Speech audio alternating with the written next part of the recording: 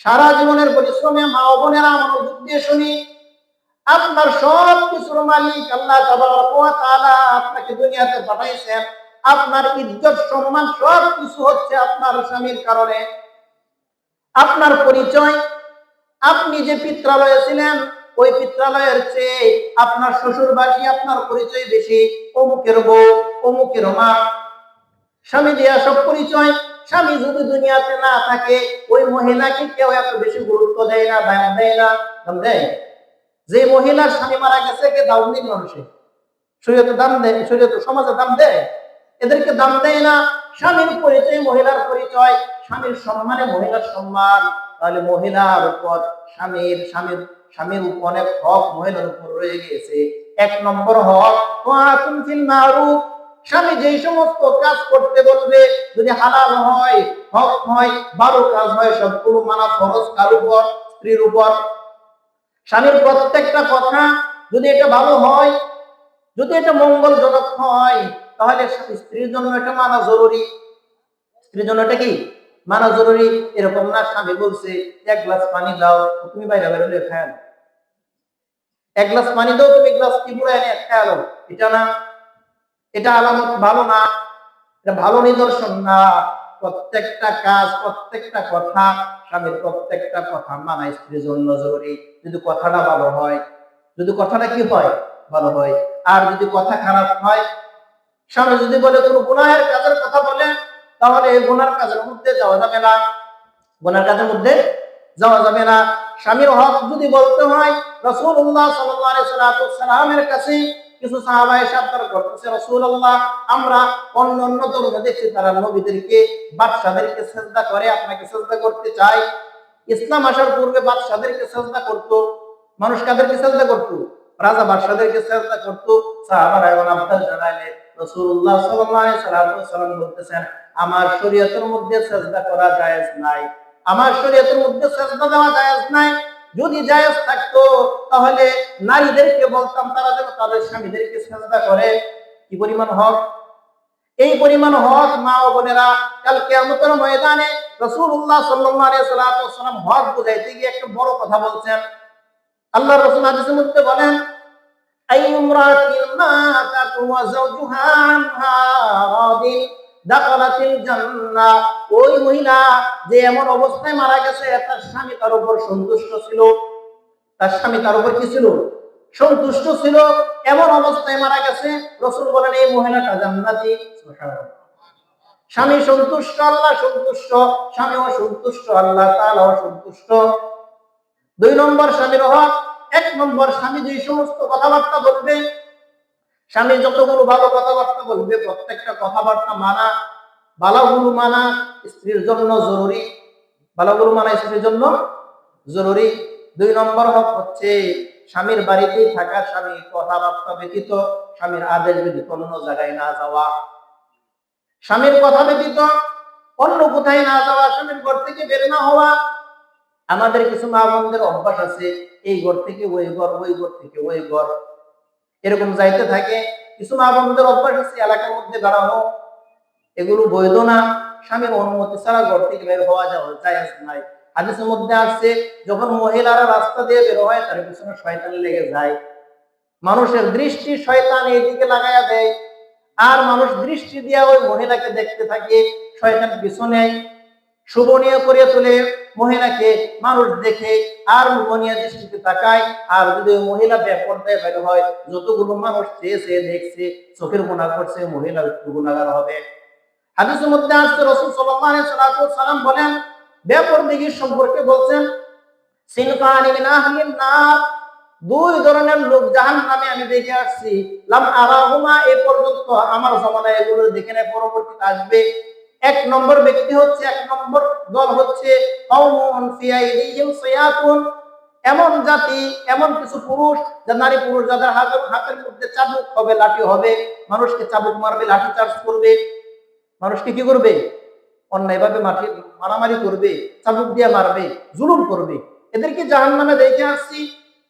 দ্বিতীয় হচ্ছে নিসাউন কাসিয়াতুন আরিয়াতুন মুমিলাতুন মাইলাতুন, এমন কিছু মহিলা যেগুলো কাপড় পরে অবিবস্ত্রর মতো থাকে, কাপড় পরে এমন ভাবে পরলেও কিছু পড়ছে কিছু পরে নাই, পরলেও যতটুকু পড়ছে তার অঙ্গ সব কিছু বোঝা যায়। এমন কিছু মহিলা দেখে আসছি জাহান্নামের মধ্যে জ্বলতেছে, আগুনের মধ্যে জ্বলতেছে। তাহলে পর্দা পর্দা করা এটাও জরুরি, স্বামীর ঘরে অবস্থান করা এটাও জরুরি। স্বামীর ঘরে অবস্থান করা এটাও কি জরুরি। স্বামীর ঘরে স্বামীর অনুমোদন ছাড়া বের হওয়া যাবে না। স্বামীর ঘরের মধ্যে তৃতীয় হক, স্বামীর ঘরের মধ্যে এমন কাউকে আসতে দেওয়া যাবে না যে ব্যক্তিকে স্বামী পছন্দ করে না। যেই ব্যক্তিকে স্বামী পছন্দ করে না এই ব্যক্তিকে ঘরে নিয়ে আসা যাবে না। আমাদের মা বোনদের অনেক কি থাকে, বান্ধবী থাকে, এলাকা পড়শি থাকে, এর মধ্যে কিছু আছে স্বামী এগুলোর ঘরে আসতে মনে চায় না, এরা যেন না আসুক। এরা আসলে একটা একটা লাগাইয়া দেয়। মহিলারা কিছুজন বসলে একটা একটার সাথে গল্প করে, গুজব করে, অনেক কিছু বানায়, কিচ্ছা কাহিনী, একজনের দুর্নাম লটায়, এগুলোকে লটায়। মহিলাদের মধ্যে বেশি হয়। হাদিসের মধ্যে আসছেন রাসূল সাল্লাল্লাহু আলাইহি ওয়াসাল্লাম মেরাজের নূরতে যখন আল্লাহ তাআলার সাথে সাক্ষাৎ করলেন, ওই সময় জান্নাত দেখছেন, জাহান্নাম দেখছেন। জাহান্নামের মধ্যে কিছু বড় বড় শাস্তি দেখে আসছেন, কিছু মহিলাদেরকে শাস্তিরত দেখে আসছেন। এবং মহিলাদের শাস্তি পাওয়ার সংখ্যাই বেশি। কাদের সংখ্যা বেশি? মহিলাদের শাস্তি পাওয়ার সংখ্যাই বেশি। আল্লাহ রাসূল সাল্লাল্লাহু আলাইহি ওয়াসাল্লাম দুনিয়াতে আসার পর মহিলাদেরকে ডাক দিয়ে বলতেছেন, হে মহিলাই আমার সারা নিসা, হে মহিলা জাতি, তোমরা আল্লাহ তাআলাকে ভয় করো, আমি তোমাদেরকে জাহান্নামে বেশি দেখে আসলাম। কিছু মহিলা সাহাবী জিজ্ঞাসা করতেছে, রাসূলুল্লাহ কি কারণে আমরা আল্লাহ তাআলার কাছে এত বড় নাফরমান হইলাম যে পুরুষের চেয়ে আমরা বেশি জাহান্নামী, একটু বলে দেন। রাসূলুল্লাহ সাল্লাল্লাহু আলাইহি ওয়াসাল্লাম দুইটা কারণ বলছেন। এক নম্বর কারণ হচ্ছে তাকফুরুল্লাহ তাকফুরুল আশীর, আল্লাহ তাআলার বেশি বেশি নাফরমানি করেন, আবার স্বামীর অকৃতজ্ঞ হয়, স্বামীর নাফরমানি করে। আল্লাহ তাআলা সারা জীবন দিল, সারা জীবন সুখ, স্বামীর সুখের সংসার সারা জীবন ভোগ করতেছি, হঠাৎ একটু মনোমালিন্য হয়ে গেছে, দুনিয়ার যত কষ্ট আছে ওই দিন জায়গা ভালায়। একদিন ঝগড়া লাগছে, সারা জীবন সুখে থাকছে, এটার কোনো নাম নাই, গন্ধ নাই। একদিন ঝগড়া লাগছে, এটা কি করে দেয়? সবকিছু বের করে দেয়। এক নম্বর হচ্ছে আল্লাহ তাআলা নাফরমানি করে, অনেক কিছু দেওয়ার পরেও আমি কিছু পাই নাই, আমার এটা দরকার ওটা দরকার। পুরুষের চেয়ে মহিলাদের চাহিদা বেশি, পুরুষের চেয়ে মহিলাদের চাহিদা বেশি। তারা কি চায়? তাদের ভিতরে অনেক চাহিদা, এটা সৃষ্টিগতভাবে আল্লাহ দিয়ে রাখছেন। তাদের এটা দরকার ওটা দরকার ওটা দরকার, সবকিছুই আল্লাহ দিয়েছে, একদিন একটা কিছু দেয় নাই।